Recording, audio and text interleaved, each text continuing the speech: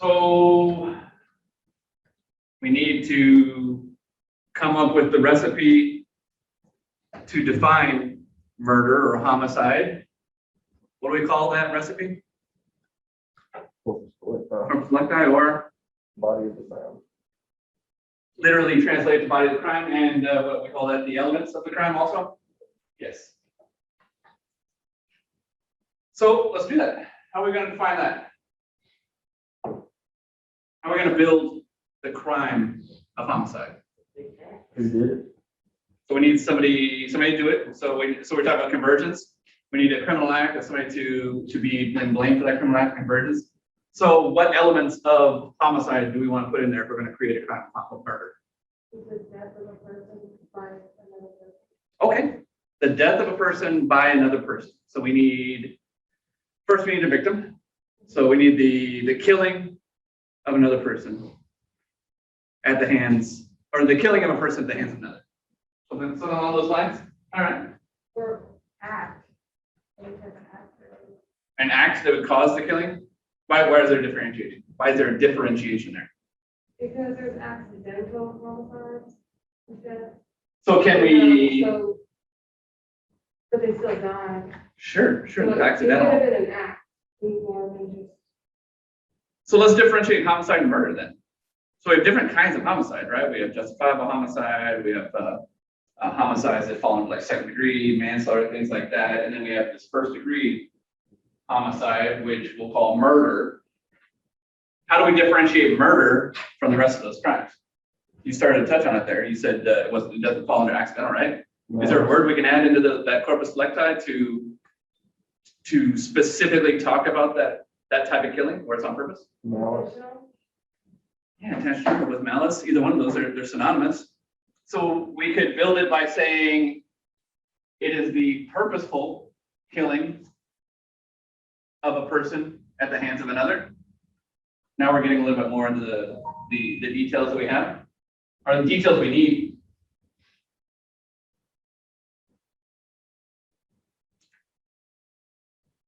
Justifiable homicide. I know I just mentioned that.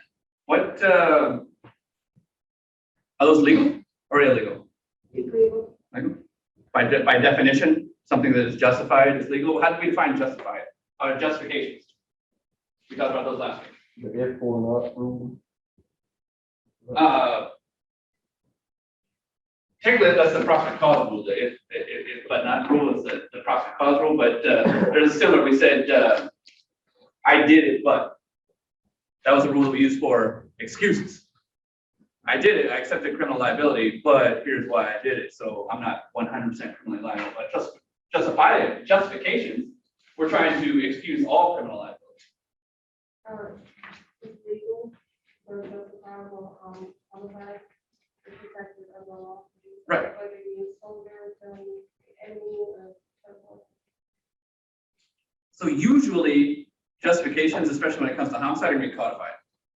Like you said, the killing in the act of war is not necessarily a homicide as long as we follow the rules of war. You can still be charged with murder. We talked about that. The My Lai incident, you can still be charged for. That was a splash, right? My Lai.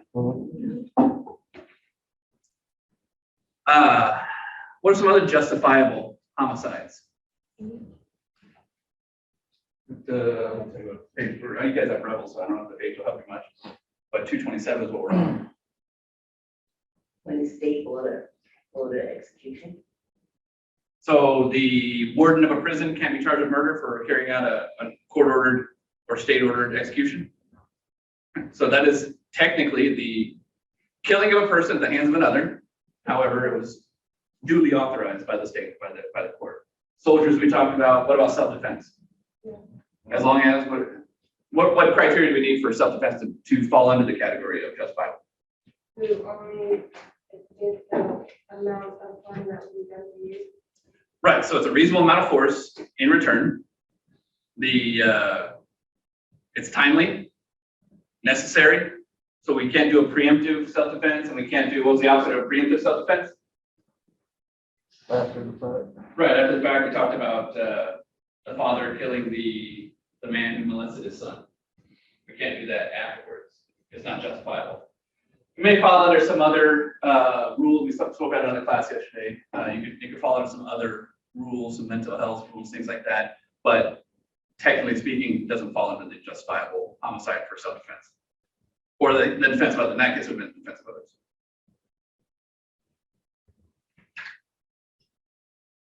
And then, as we go down, some states will break it down into a ton of different categories. First degree, second degree, third degree.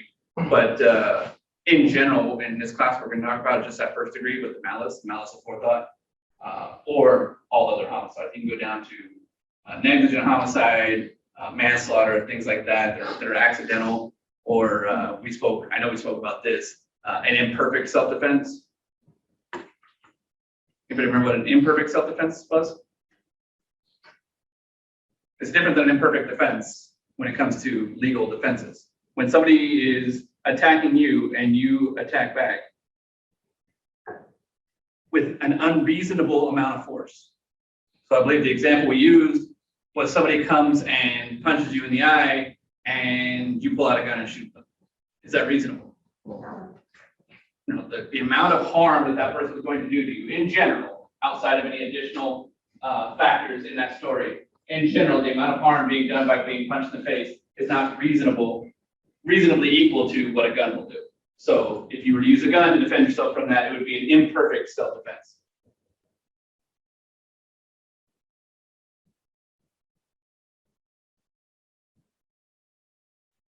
So life. This is where we get into somewhat controversial topics. You'll hear on the debate when it comes to the women's rights and the right to abortion and women's health, you'll hear, when does life begin? But we need to talk about that for the cases for homicide. In general, or let's talk about that. Is abortion murder under the law? Yes. Regardless of abortion is murder under the law? No. If it was murder, we would have to arrest every doctor. Oh. Yeah. Or actually not every doctor, but every doctor that works at a women's health clinic. So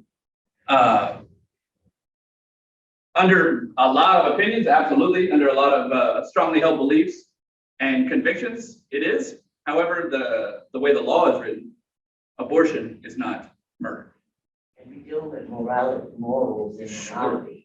Absolutely, that's what I say. It's a touchy subject for sure, but we're talking about the law. So, what if you shoot a pregnant woman and she dies? Does the baby die? Does the baby inside her? Yeah. Most of the time, right? In general. So is that one homicide or two? Two. Why? Why are you allowed to kill a fetus in a women's health clinic, but now it's murder? It's hard for me to explain because it's something that I don't understand still. Because to me, in my opinion, they're both murder. Okay. Ms. Scott, you had an answer on that also? Well, Why can a doctor kill an unborn baby, but the gunman cannot without criminal liability? well, because number one, abortion is just vital, right? And that will, I don't know, would it be considered accidental? Killing an unborn baby? Well, the shooting, in my story, the shooting was purposeful. There's no accident. Yes, ma'am. One's a choice and one's not. So like if you go and get an abortion, it's more than likely your choice to do Consent. that. And then if not, like if you're killed, that's a criminal act under the law. So that's a huge point when you say under the law, because it's codified. Remember we said that justifiable homicides are inherently codified. So we have a law that's written that says you're allowed to go to war. We have a law that's written that says you're allowed to defend yourself. And there is a law on the books that says that a warden at a prison is allowed to kill somebody. And there is a law on the books that legalizes abortion. That's part of it, absolutely, because it's codified. Is there a difference in the age of the fetus that is killed Yes. through the unlawful act? If a woman is, we'll make it cut and dry, and we use extremes in the law so to prove points. So if a woman has conceived a week ago versus a woman who has conceived 8.5 months ago, This is a big difference. and then that same shooting occurs, the woman is killed regardless of where she's shot. She dies, and the baby, excuse me, subsequently dies.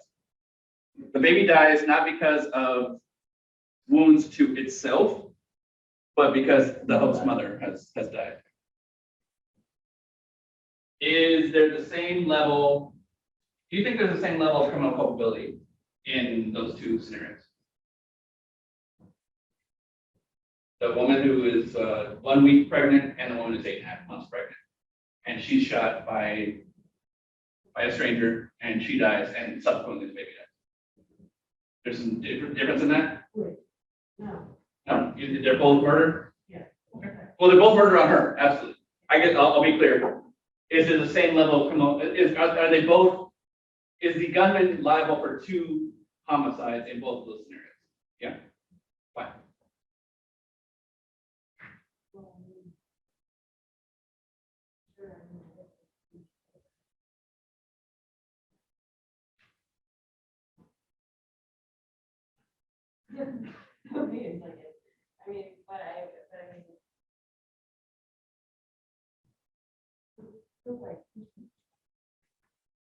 So we need to look at the law to figure out if it is 2 people. The fetus isn't considered like, a human, that makes you. Also, they have much harder to do what permanent. So the gunman would have more, if I understand, the gunman would have more knowledge, more information. Well, you might know you're pregnant, so you're pregnant. And we're gonna talk about that, actually. We're gonna talk about what if she doesn't even know? Because at a week pregnant, you probably don't even know as a mother. So let's talk about that scenario some more, about 1 week versus 8.5 months. We need to determine whether or not that child, that fetus, could live. Can a 1 week old fetus that is prematurely born live outside the womb? Does anybody disagree with that? No. A 1 week old fetus that is prematurely born is going to die.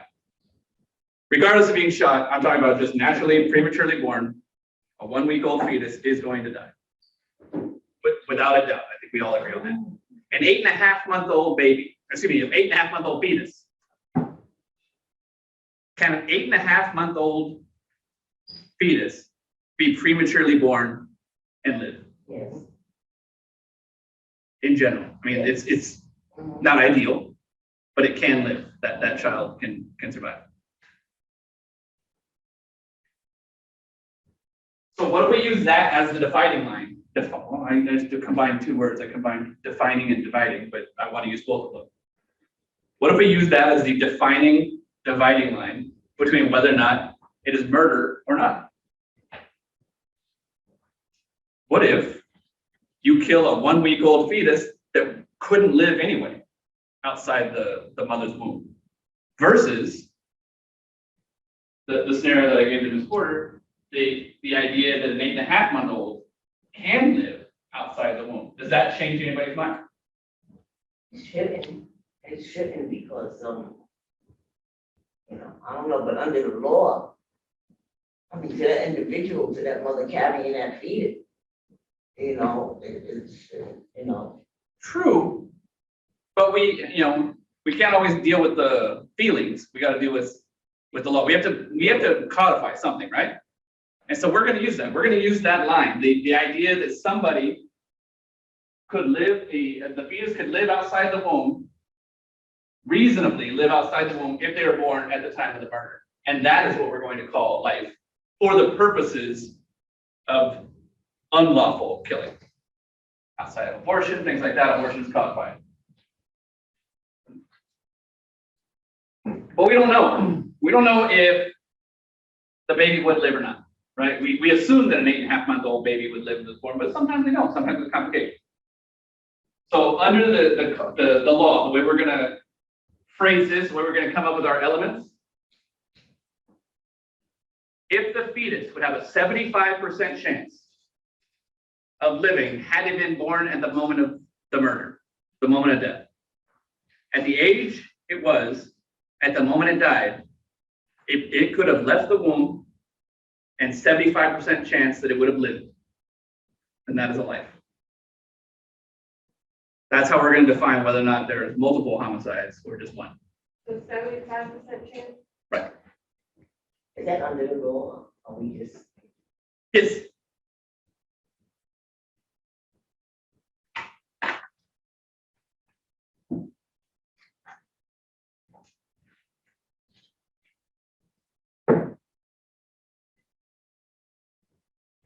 I was going to give you the list of what we do. We work in generalities here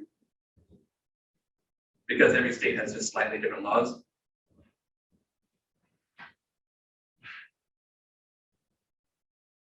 And I wanted to give you the list of states.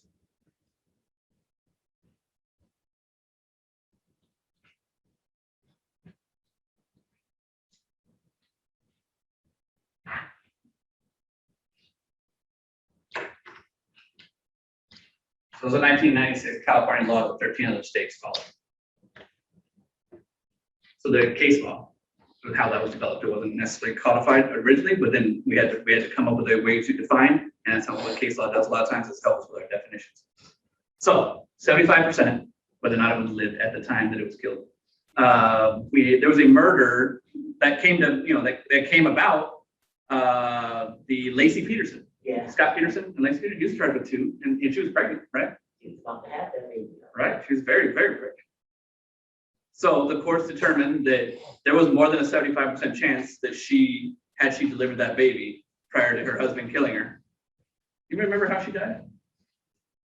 I don't even remember how she was disposed of. I don't remember exactly how she died. She was disposed of in the ocean or the bay. Mhm. They've been talking about that recently because he's coming up for appeal, I believe. He just won an appeal. Did he win? He Yeah, won, he he did. was granted an appeal to strike the death penalty. So he was given the death penalty for killing his wife and his unborn child. One of the special circumstances in California is multiple homicides at the same time. That'll make you eligible for the death penalty, lying in wait, things like that. So also it has to be premeditated to be first degree. And so he was found to have premeditated that murder in a number of ways. But did you remember some of the evidence against him, how they were able to show that he premeditated, or he had some malice aforethought on that homicide? Extramarital affairs. He did have an extramarital affair, yes. But not everybody that cheats on their wife kills their wife, right? Hopefully. He was found, there was some evidence on his computer. So always seems like every time you have a high profile case like this, there's always some sort of damning evidence. The extramarital affair was part of it. And he had a internet search history wherein he was searching tides prior to dumping the body in the location where he dumped her body, the water where he dumped her body. He had researched where the tides were going to take her body, or where the tides would take something. I don't think he Googled, where's my wife going to go if I dump her? Right. Also, he told that mistress that the wife and son of somebody died. Yeah, I believe you're right. Yeah. So he was a cheater and a liar? You stumped it. Together at the same time? He told her they were dead already before they were even dead. That's telling. Sure, I'm sure that came up in the trial.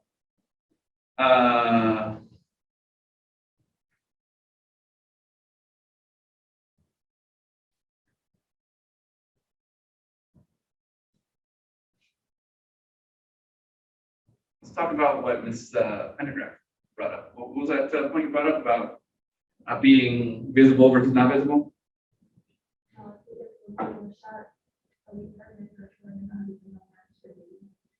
Okay, if the woman was visibly pregnant versus not visibly pregnant, the killer has more knowledge, the shooter has more knowledge that he's possibly killing 2 lives. What about, there is a scenario in the book, very similar to that, wherein the woman is of larger stature and her husband is unaware that she's pregnant. In fact, she's unaware that she's pregnant. He shoots her, kills her and the baby, the unborn baby. And the courts were asked, because the defense was, I had no idea she was pregnant. There's no way that I had the intent to kill that unborn child, regardless of the age of, we'll step away from the age of survival, the 75% rule. Is he criminally liable for a baby he didn't know existed? Yes, Why? we talked about that earlier, I don't know, I intended to kill her, but not the baby. The transferred intent? Transfer. Okay, I'll buy that. We're gonna talk about another doctrine, but yes, the transfer intent would absolutely apply. Because he intended to kill her, but something happened. If not for the fact that he had tried to shoot her, then he wouldn't have shot the baby, right? So the way the court spun a different story. They said they told a what if story. What if he had been shooting through doors on an apartment, a long apartment hallway, and he started shooting through doors, boom, boom, boom. Behind that door was a 9-month pregnant lady, and he shot her, killed her and the baby. Would he be criminally liable for shooting her and killing the baby? Yes. Both. Would he be criminally liable for killing that baby? Yes. Did he know there was a baby behind that door? No. They said that if that applies, if he is still criminally liable for killing the baby that was behind the door that he didn't know was there, why shouldn't he be criminally liable for killing the baby that's behind her belly that he doesn't know? There's no, in the court's eyes, there was no difference. What do you think? What are your thoughts on that? Is it the same? Well, I think it's a reasonability thing that we talked about in a way. It's reasonable to believe that if you're just shooting, you're going to hurt somebody. Should criminal liability be limited by what you know? No. Should you be able to make a rational choice Kill someone. to kill one person versus another and not be held liable? Is it reasonable? What about male on men? Is it reasonable for me to shoot him because I know I'm only shooting one person? Are there additional protections for women on homicide? So criminal. So why is there more criminal liability for the man who shoots an unknown woman with child? Or a woman who's with child unbeknownst to either one of them? Why is there additional criminal liability? What do you think? Because I don't think there's a difference between shooting just a single man and then a woman who's pregnant. Like, they're both equally bad. But when the woman that had a child, pregnant with a child, is taking that child's life too. So is there additional liability for the shooter? I think there should be for that scenario because he's also killing the child. So there should be additional liability for child's death. Double homicide. So if I'm understanding the rationale, it really doesn't matter. The rational choice isn't necessarily with the shooter. It's more we protecting the victim of the shooting more than the suspect of the shooting. Is that, am I kind of picking up what you're putting down there? Well, let me put it, I like that rationale. I like the rational choice of decision to the way you guys are talking this out. The story I gave where if someone were to shoot a man and limit their liability, their criminal liability, I don't believe it truly does limit the criminal liability. Sure, there's very little chance that Brandon is with child. However, is there a chance that when I go to shoot Brandon, that I shoot through him, ricochet, and hit Mr. Taylor? Is there a chance? And is my liability any different in that scenario than shooting a woman that I didn't know was pregnant and killing both of them? I had the intent to kill one person. And my argument is I should only be punished for killing one person. Whereas when I shot the woman who was pregnant, I didn't know she was pregnant. I shot one person. I shouldn't be punished for killing two people if I didn't know there was another person there. That's my argument.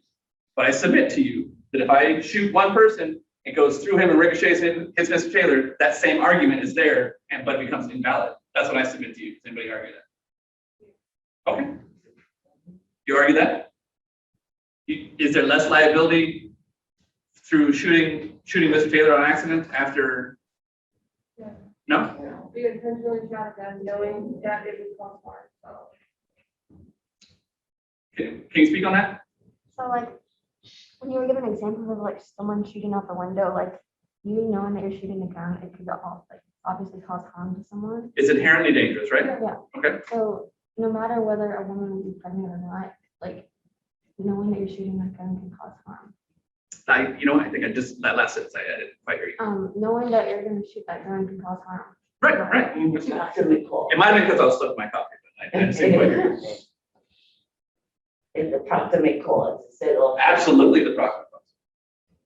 So that's why I submit to you those two different scenarios, because it could be argued that there are additional protections for one gender versus another. I submit that in that scenario, if you argue it correctly, there are not.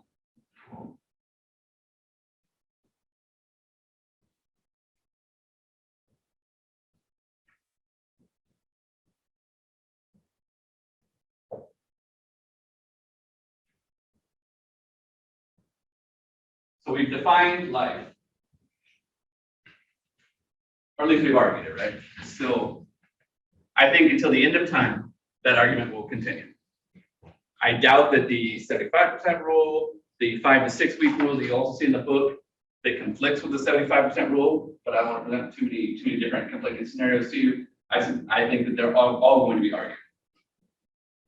In fact, you're going to see some of the same states in your book using the 75% rule and the 5 and 6 week rule. Just real quickly, the 5 to 6 week rule, some states will say that if the fetus is more than 5 or 6 weeks old, then it's a life outside of codified abortion. California being one that is used as an example on both of those. So California uses the 5 or 6 week rule and the 7. So we've talked about life. We've at least argued when life starts for homicide, not for abortion. Let's talk about death. We need a death, right? We need the taking of another person's life, causing the death. So we've already talked about the life portion of the corpus electi. Let's talk about the death portion. How do we define death? There has to be a definition. If it's a law, it has to be a definition. Medically, how do we define it? What does somebody stop doing or start doing when they die? Stop breathing. They stop breathing. Stop breathing is one of them. I think you started to say the same thing with stopping. Was that what you were about to say? Yeah, and. Right. So I have two different competing definitions, kind of like the 5 or 6 week rule and 7. So the common law definition, and we also have the AMA, the American Medical Association's definition. I don't have your chapter points, but if it helps you, it's going to be under the heading defining death. So the common law, the normal garden variety average man definition, average person definition. What you guys just said. No heartbeat, no breath. No respiration, no breath, no circulation. There's no heartbeat, no breath, they're dead. AMA says you can have one or the other. So either on one side, you can have the cessation, the stopping of heartbeat and breath, or the stopping of brain function.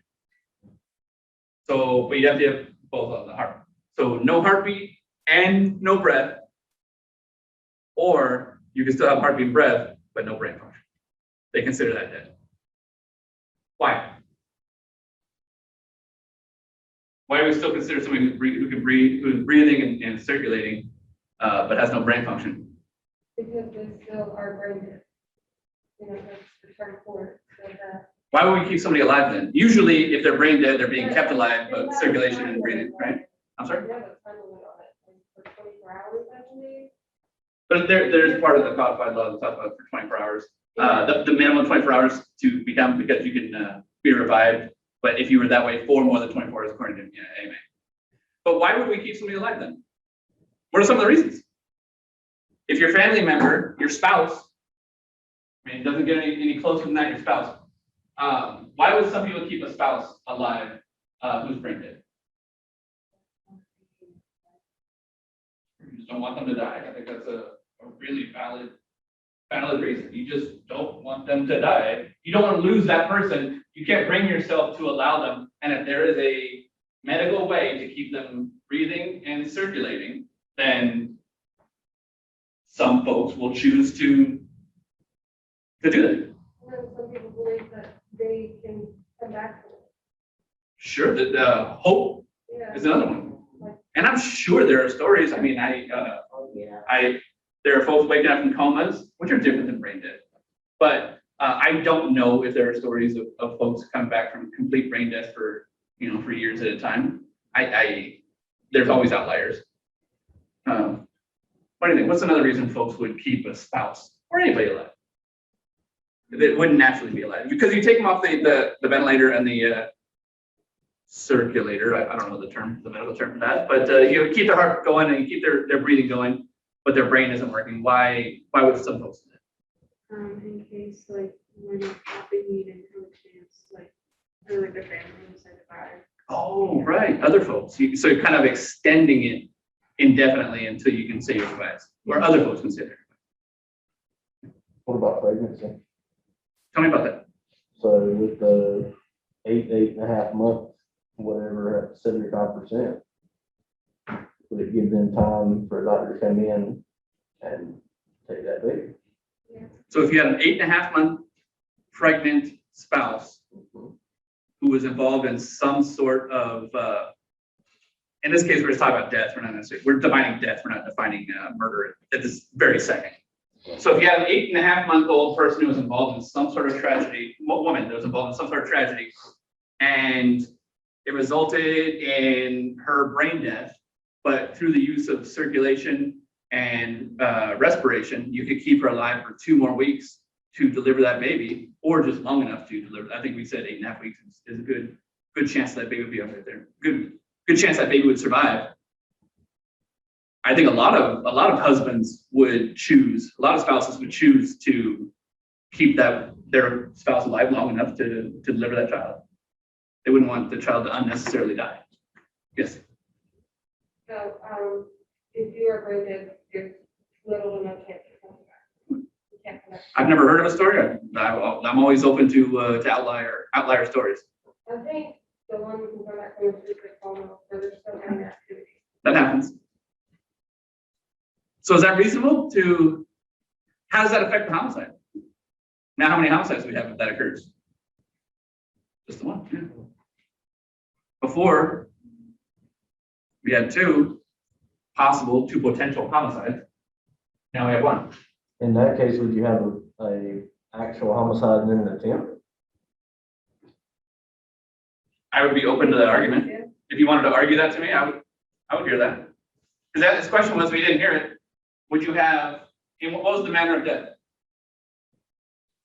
So you got shot, wife got shot. Okay, so wife got shot, 8.5 months pregnant. She died, she was brain dead, they kept her alive until they delivered the baby. The question is, do we have a homicide and an attempt homicide? Yeah. Yeah? What do you think? Yeah? What do we need for homicide? We do the elements, killing another person, the intentional killing another person, by killing a person by another with malice aforethought. We talked about a scenario wherein some crimes are more easily provable than others if they are followed through. The example used was a prosecutor prosecuting a case wherein some kids hit another kid in the head with a skateboard. If that kid dies, is that murder? Depends on if it was intentional or not. Right, the intentional act that caused the death of another, right? However, if that kid doesn't die and they hit him in the head, what do we have to prove for it to be attempt murder? You have to prove that they intended to kill him, not that they intended to hurt him. If you intend to hurt him and he dies, is that murder? If you intend to hurt him, or excuse me, if you intend to injure him and he dies, is that murder? If you intend to injure him and he doesn't die, is that attempted murder? No, Manslaughter. You have to prove there was an intent to kill for it to be attempted murder. So it's a much higher level of burden of proof. so. If they die, I'll be right there. If they die, it's a far easier case to prove, right? All you have to prove is you intended to hurt them, a purposeful act that caused their death. But a purposeful act that doesn't cause their death isn't necessarily an intent to kill. So with that fetus, do we have an intentional act? Absolutely. Do we have an intentional act that caused the death of the woman? Without a doubt. But do we have an intentional act that can show the intent to kill that fetus, especially if we didn't know? I mean, 8.5 months is pretty easy, like I said, most folks can tell. But do we have an intentional act that would be easily provable that that suspect, that shooter, intended to kill the fetus? Think so? Give me your argument. You know she's pregnant, you shoot her, she's going to die, with the baby in the belly. The baby cannot survive inside her stomach if she dies without medical attention. So I'll buy that. The fact without medical intervention, that baby's reliant on her circulatory system and her respiration.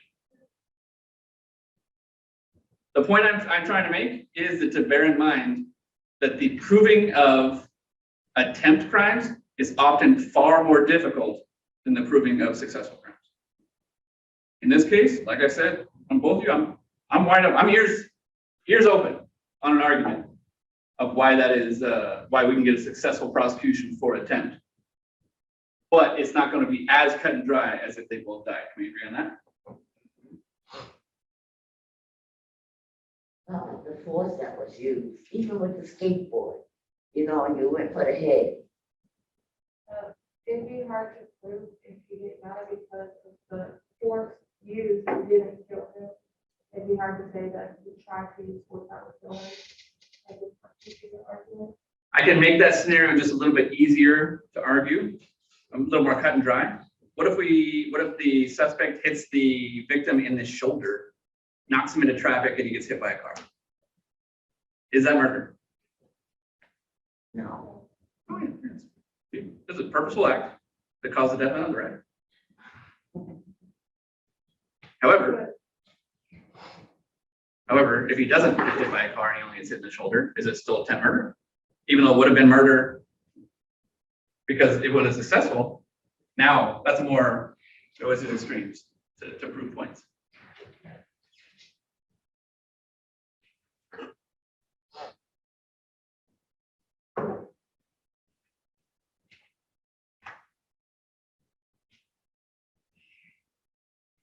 Time debt. We had a rule we talked about recently called the year and a day rule. Who remembers that rule? Tell me about that. That's for prison and jail. Well, misdemeanors and felonies, yes. Year and a day rule for time of death. If a death is caused, so we said if you shoot somebody, we can keep her alive for 2 weeks to deliver the baby and then she dies. Is that still murder? Yeah. Right. So if we kept her alive for 2 weeks after she was shot, the suspect still can be tried for murder, correct? What if we keep our spouse alive for 3 years and then finally they die? Does that change anything? Because we love them, we just wanted to keep them alive.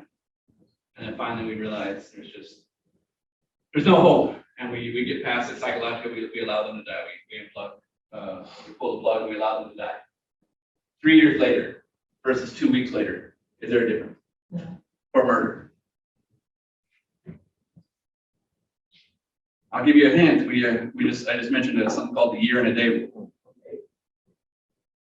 In general, many jurisdictions say that if the cause of death occurs within a year and a day, then it still can be the causer of that, the one who has the proximate cause, can be criminally liable for that murder. However, if it occurs more than a year and a day afterwards, they cannot. That's the statute of limitations. Sort of, but this is more about causation, because the statute of limitations, one for homicide, in many jurisdictions doesn't exist, because the exposure for homicide is life in prison, so your statute extends for life. But we have to have causation. If you get, I think we use the example, if you shoot somebody in the chest and they have perennial health problems for the rest of their life, and eventually they get pneumonia and die, that pneumonia was caused by the bullet that they took 10 years ago. Outside of the law, did the person who shot them cause that death? Yes. Yeah, they wouldn't have gotten that pneumonia. That, we can show that that bullet caused the infection that 10 years later killed them. But under many jurisdictions that use the year and a day rule, that person can't be tried for murder. Not all jurisdictions use that year and a day rule. And the year and a day rule is a misnomer sometimes, because not every year and a day rule is literally a year and a day. Some jurisdictions use 3 years, but we still call it the year and a day rule, no matter how long it is. The year and a day rule is just a concept of there is a time period wherein the death must occur. So you can have a conversation that sounds like this. If two states are talking to each other, how long is your year and a day rule? My year and a day rule is 3 years long. How long is your year and a day rule? My year and a day rule is 5 years. Does that make sense? It's the year and a day rule is just the name of the rule. It doesn't necessarily define however many jurisdictions do use literally a year and a day. Who had a yes? So why would that matter if the victim is brain dead and that's considered death? I'll buy that. Yeah. So I may have used a poor example then. So she said, why would my example matter? Because she was brain dead, and we already said the time of death is caused when brain dead. I will correct that. Thank you for pointing that out. That was a bad example on my part. I just didn't know if there was. No, a difference. you're 100% right, and thank you for catching that. So the example I used was we kept her alive for 2 weeks because we wanted to give her, or we kept her alive for 3 years. That's a bad example because we already said that brain death is death.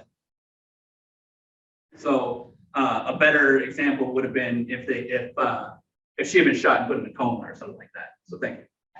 Wouldn't they have, they would have charged, the individual, offender by then before, like with attempted murder or whatever, so therefore don't jeopardy come into play? You know? The question is, if the year and a day rule is 3 years, or we call it the year and a day rule is a year and a day. She asked, wouldn't they have already been charged with attempt murder while we were waiting for that person to die? Or we didn't know they were going to die. So they get charged, successfully prosecuted, and found guilty of attempt murder in 6 months' time. It's a very quick trial. They go to jail for a couple months, and then their victim dies. What happens? Is that double jeopardy? I'm sorry? It is a new charge. So double jeopardy is only for the same crime and the same level of crime. Right. So the same crime has to be, attempt murder and murder are 2 different crimes. Okay. So we would throw out the attempt murder and we would try them for murder at that point, which is a new charge, no double jeopardy. Secondly, the charge has to be on the same level. So if they're charged with the state crime of homicide, you can still be charged with a federal crime. We'll see that with like civil rights violations. Sometimes with police officers that go on trial, maybe like the George Floyd is a good example of that, where he was found guilty of some level of homicide. I don't remember exactly. The officer was found guilty of some level of homicide, and now is going for federal charges, and it's not double jeopardy because it's 2 different levels.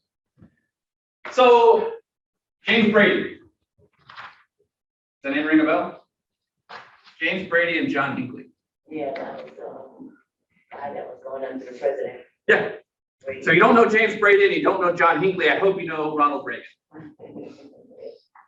Ronald Reagan was coming out of a hotel with his posse of Secret Service folks, and John Hinkley decided that he was going to kill Ronald Reagan.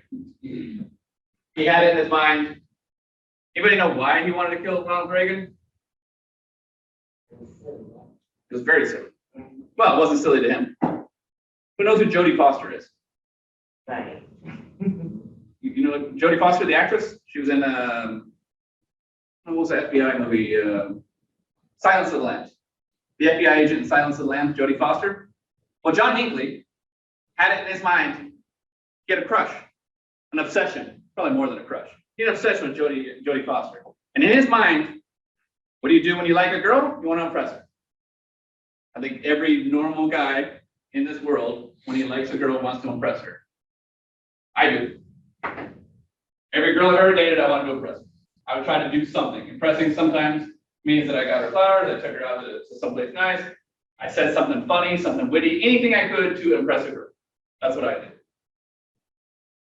John Hinkley had a different plan to impress Jodie Foster, whom he'd never met because she was an actress and he was not. His idea was he was going to impress her by killing Ronald Reagan, the president. And this is going to get her to like him.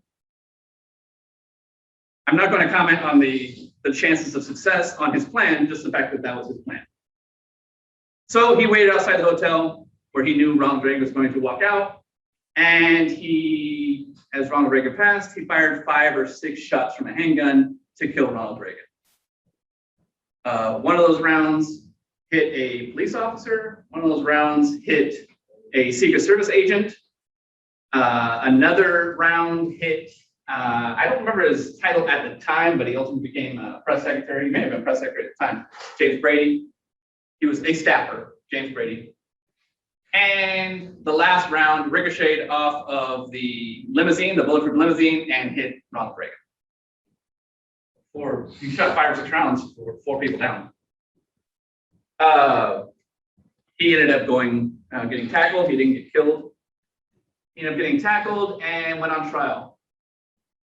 His defense was, we talked about defenses, excuses, and justifications. His defense was he's crazy. That's what his lawyers told him. He's just insane. So he was found guilty of trying to kill the president. The insanity defense wasn't perfect. What happened, I know we talked about perfect defenses. We already talked about perfect self-defense, which are different. They sound the same, but perfect defense, an imperfect defense means it was an unsuccessful, but sometimes mitigating defense. So he didn't get the death penalty because, well, 1, nobody died. But 2, he didn't go to jail for the rest of his life. He didn't go to prison for the rest of his life. He ended up going to prison for many, many, many years and then going to a mental hospital. Anybody see James Hinkley in the news in the last 48 hours? Yeah, what did you see? I just really that you apologize. He apologized to Jodie Foster. I didn't read that part. He apologized to Jodie Foster. My bad. In the last 24 to 48 hours, yesterday's when I heard about it, so I don't know if it happened yesterday or they just made the news yesterday. But coincidentally, we were going to talk about this anyway, but coincidentally, in the last 24 hours, it was released that, or it was announced that he's going to be released from the mental hospital with no conditions. He won his release. So no, he tried to kill the president of the United States. He successfully shot 4 people. James Brady, 33 years later, he had, well, when he was shot, he went down and shot in the head, actually, James Brady, the staffer. He had brain damage for the rest of his life. 33 years later, the bullet that shot him in the head killed him. So he killed 1 person, wounded 3 others. It took 33 years for that person to die. And in 9 months, he's going to walk free. He's going to be a free man. But he apologized to Jodie Foster. So he's got that. So James Brady took him 33 years to die. I will tell you, there is no argument without getting into the medical evidence. There is no argument whether or not John Hinkley's bullet killed James Brady. The medical examiner said 100% the reason he died 33 years later, he wasn't an old man. He died because he got shot in the head 33 years earlier. I don't remember exactly what it felt like, a stroke or something along that caused by the bullet wound. So there's a decision to be made on whether or not we can try John Hinkley for the murder now. He's already been tried for the attempted murder of 4 people. The police officer, the Secret Service agent, James Brady, and Ronald Reagan, who were all shot. He's already been tried for their attempt murders. But there is no federal year and a day rule. So he could have been charged with James Brady's death. I'll tell you now, he was not. Why not? Why don't you think that the federal prosecutors, why did they elect not to try to charge him for the murder of James Brady? What are the challenges in this case? Evidence What about? so far back. Yeah. Regardless of what the medical examiner said, it's going to be a difficult row to hoe to prove that that bullet caused his death 33 years later. You can have the medical examiner come and say it, but it's still going to be a difficult case to prove in front of a jury. And from a jury that some of those jurors may not have even been alive when that happened. So the passion is not there. What about his defense, his successful, but yet imperfect defense? We said that he claimed he claimed insanity, and it was partially successful. He did not spend the rest of his life in prison. He was sentenced to a determinate amount and then sent to a hospital, a mental hospital after that. So he was in a mental hospital, he was in a mental hospital when James Brady died. So it's already been proven that he's insane, or at least it's been successfully shown that he has insanity, successful insanity defense. Although it wasn't completely perfect, he still did some time in prison. A completely perfect defense would have sent him directly to the mental hospital, right? So he found there was some criminal culpability there. So what do you think is going to happen if they try to charge him with James Brady's murder now? If he's already proven that He's not guilty. He's gonna ride the insanity defense. yeah, he was still guilty, but he was mitigated, right? So it's gonna be a difficult case if he's already successfully proven that he has mental deficiencies. To try to charge him with a murder 33 years later with proven mental deficiencies, it's gonna be a very difficult case.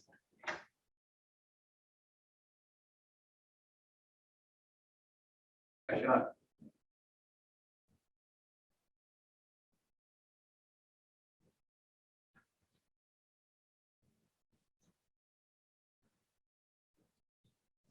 So what are your thoughts on John Hinkley coming out of the mental hospital now? Free man after killing one and trying to kill the president and killing two others. What do you think it took for him to come free, other than apologizing to Jodie Foster? I'm sorry? It improved, you think? Yeah. Diagnosis. Somebody thought it was, but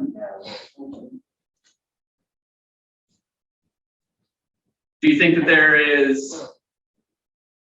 there's hope for somebody who commits that type of act? Do you agree?